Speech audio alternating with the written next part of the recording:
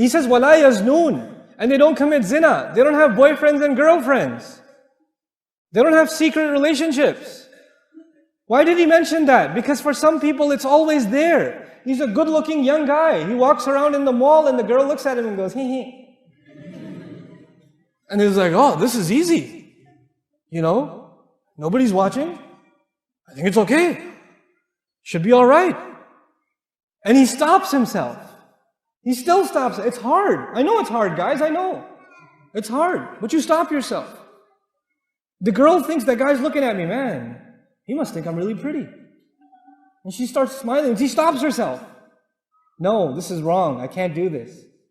This is not right. Just because my parents aren't watching. Just because the police isn't here to stop me. Doesn't mean it's okay.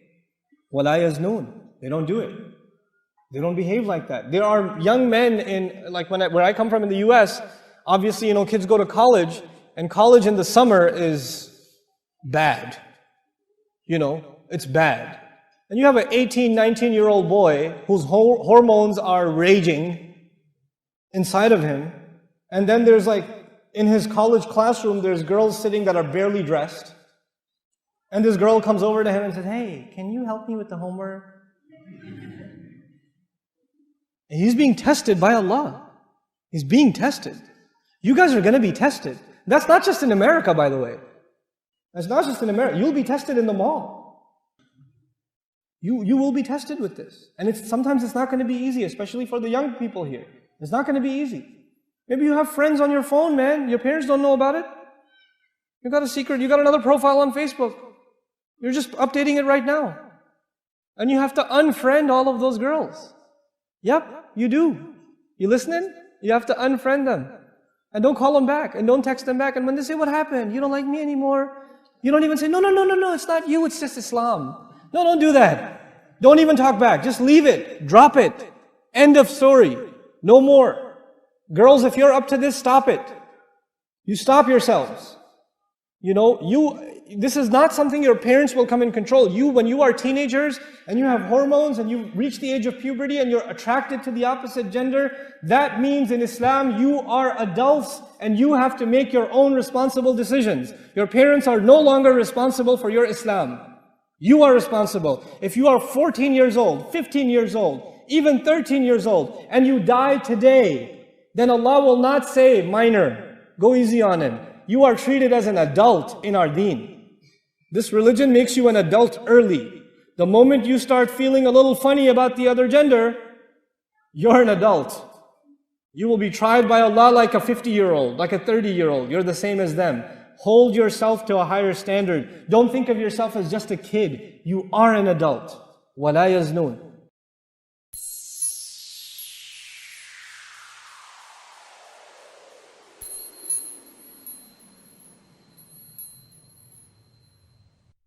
There is, the Rasul sallallahu alayhi wasallam actually had a specified time where he would teach women. Where he would do that. Especially the women of Medina. And actually the women of Medina were different from the women of Makkah. They were actually a lot more bold. And the Sahaba even noticed they were more bold. Like Umar radiallahu anhu said, they're not like the women of Makkah. So there was a difference between them. And they're outspoken. And we even know that from many athar and many hadith texts. Like, Umar is giving khutbah radiallahu anhu and a woman gets up and says, you can't say that. Allah said this. Like, lady, why are you not in the sister section behind a glass? Why are you... Oh, and you're talking to Umar. You don't want to point a finger at Umar like that, but she did. She's like, gutsy lady, She did that. And, there are assumptions that men and women should not interact with each other at all, under any circumstance. That's what Islam wants. That isn't true. As a matter of fact, non-mahram, man and woman, talking to each other in public, outside, is mentioned in the Quran. Musa alayhi salam went up to two girls that were not his mahram. Then he went over and talked to them and said, what's wrong with you ladies? Ma khatbukuma, what's wrong with you? And they said, well, we can't feed our animals until the whole flock is done. They had a conversation. He didn't go up to them and say, Assalamu alaikum wa rahmatullahi wa barakatuh, ya ukhtayya, my two sisters, fil Islam. He doesn't know even if they're no Muslims. They don't know. They don't know him, he doesn't know them. They don't know he's Musa alayhi salam. They don't know that. They don't know any of that. But they had a conversation with each other. A non-mahram talking to another non-mahram about what? A problem. They were wrestling with sheep. So you had to go talk to them. What are you doing? What's going on? Can I help with something? But he didn't prolong the conversation. He kept it to the point. What are we learning in Quran? If you keep your conversation to the point, it's fine. You might have a female co-worker. You might have a class. I have students. I have to answer their questions. They have a right to me as much as the brothers have a right to me. Because I'm teaching a class. It's a matter of justice. I can't put them in the back and not give them the same kind of attention. It's not fair. And I brought this up. If in education, is it fair or not? This is no, it's acceptable. There are ulama that are more conservative on this, and there are ulama that allow it too. But there are plenty of mainstream Ahl Sunnah across the schools of thought scholars that allow this. That allow, for example, this kind of setting, if it's meant with certain kind of restrictions. There shouldn't be small talk. Even if I crack a joke, it's to the entire audience, not to sisters by themselves or something, because that's inappropriate. That's not right. Right? And you're supposed to have a certain line, there's supposed to be a certain line of discomfort between you and myself. Or between you and any other non-mahram. There's supposed to be a line of discomfort. There's supposed to be a level of seriousness. You're not supposed to be giggly. When you come up individually and talk to a non-mahram man. You're not supposed to be like, no, I have a question, brother. You said this. Why? Learn to be like that. Learn not to be giggly around non-mahram men. Not smiley. Jazakallahu khairan for so many things you're doing. No. Say that on your own. Don't come up and say it to me. Don't come up and say it to me. Say that to your dad. Jazakallahu khairan, Baba. You're so awesome. Great. When you come up to a non-mahram, if it's your teacher, if it's the imam of the masjid, if it's your employer, keep a serious tone. Keep a serious tone. When a woman uses a serious tone, the man becomes serious automatically. Girl comes up to you, you think she's kind of pretty. She comes up to you and says, Assalamu alaikum.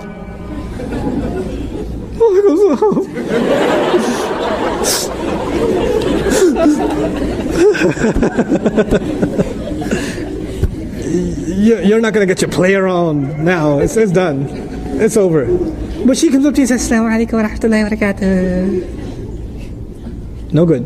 No good for you. Then you'll be like, oh, wa alaikum salam. That's bad for you. So you have to keep a stern voice. And these rules, I'm kind of alluding to them, Surah An-Nur already covers them.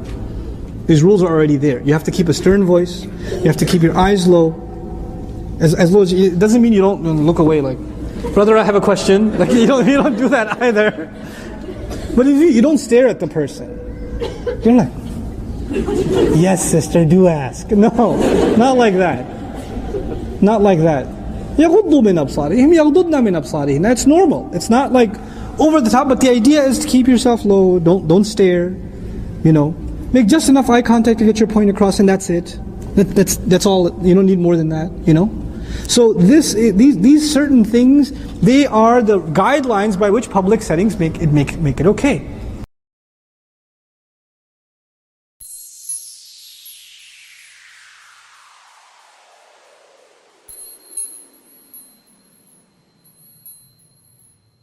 Assalamu alaikum everyone, welcome to Amazed by the Quran, a series in which I try sharing with you things I find amazing about the Quran. And today inshallah I'll share something with you about how Allah gives us universal lessons in the course of just telling a story. I happen to believe, and I think that is a universal belief for Muslims, that everything in the Quran is of timeless value. And when Allah is telling us even the account of something that happened long ago, every detail He mentions is actually very selective. In other words, there's lots of things that happen in a story, especially in a historical account, and you can't have enough, there's no such thing as too many details, But Allah is very selective in telling a story, and He only tells us bits that are the most relevant for our guidance, right? So Allah will skip lots and lots of details about the life of Ibrahim and tell us the parts that are the most essential for our permanent guidance. Similarly, the story of Musa alayhi salam, so much repeated in the Quran, and yet He only highlights a few things that are of key value. So one thing that really struck out to me, and I've been thinking about it for some time, is when Musa alayhi salam, when Moses had fled and he was in Madian, and he helped these two girls, get water. for their animals. And then they left, and their father asked, how did you get water so early? And he sent one of them back. And Allah actually, of all these details, like you would imagine Allah would highlight details about like Judgment Day or the battle between the Pharaoh and Moses, or, you know, like when he was able to come back and challenge, or how he escaped, like big details. But in the middle of all of that, in the final revelation of Allah, Allah takes the time out to mention this little, what seems like a minor detail. وَجَاءَتْ إِحْدَاهُمَا تَمْشِي عَلَى اسْتِحْيَاءٍ. One of them came all the way, walking. Now there's two ways to translate this. She came walking shyly, like in a shy way. And she came walking over to him despite being shy. There's two ways of ala istihya, ala raghmi min istihyaiha. There's two ways of looking at it, okay? And I was fascinated that Allah would actually go out of His way in His final revelation to humanity until the Day of Judgment to highlight the way a woman walked. Like, what benefit could that have? Why is that important? And I realized that Allah Azza wa Jal, He highlights things in His book that are so pertinent to human guidance. The way a female walks is a powerful thing. It has an impact in society. As a matter of fact, the female has a presence that has been talked about across cultures. Across cultures, just her presence has a power, has an awe. It inspires something. At the very least, it catches the attention of the male, but there's more to it than that. There's actually a psychological, even a spiritual effect when there's the presence of a woman and when she's walking by. This is something societies were so aware of that in many cultures, the elite women of a society were actually kept hidden away. They were kept, like in Korean society, old Korean society, for example, they wouldn't go out until the nighttime, the elite women. That has nothing to do with Islam. It's just they were aware of the power of the presence of women. And so Allah Azza wa Jal describes, and He's highlighting to women and to men, the effect that the role of a woman in public can have. And yet at the same time, Islam is not saying keep women indoors because they have too much of an effect. They have too much of an impact. Guys know, the ones that are watching this video, they're sitting in an auditorium classroom and a girl walks into the class, right? She doesn't have to be the most beautiful thing you've ever seen, but so long as she's a female, you're gonna be like, everybody in the room is gonna at least for a second look and then, okay, yeah, it has an effect. A guy walks in, that's what happens. So now Allah is highlighting a couple of things. One of the most beautiful things that's being highlighted here is despite her shyness. In other words, she has to engage in society. She has to go out. And yes, there will be people that stare. And sometimes if you have a vulgar society, people comment and whistle and make passes at them, or worse. There are societies where even harassing women on the street has become common. Sometimes verbally and sometimes even physically, it's become common. But yet she has to engage in that society. So she has to find a way of engaging in it that she can protect herself and yet at the same time be a participant in society. The second thing that's really beautiful here is she walked shyly. In other words, she walked guarding her modesty. She realized that she has a presence, and she realized that this is something that has an impact on others.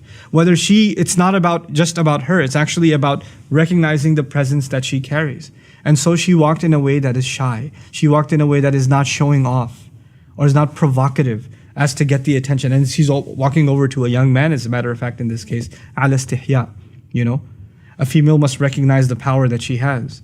And so even the way in which a woman walks is highlighted in such a subtle, beautiful way, And it's not like this girl was shy. It's not.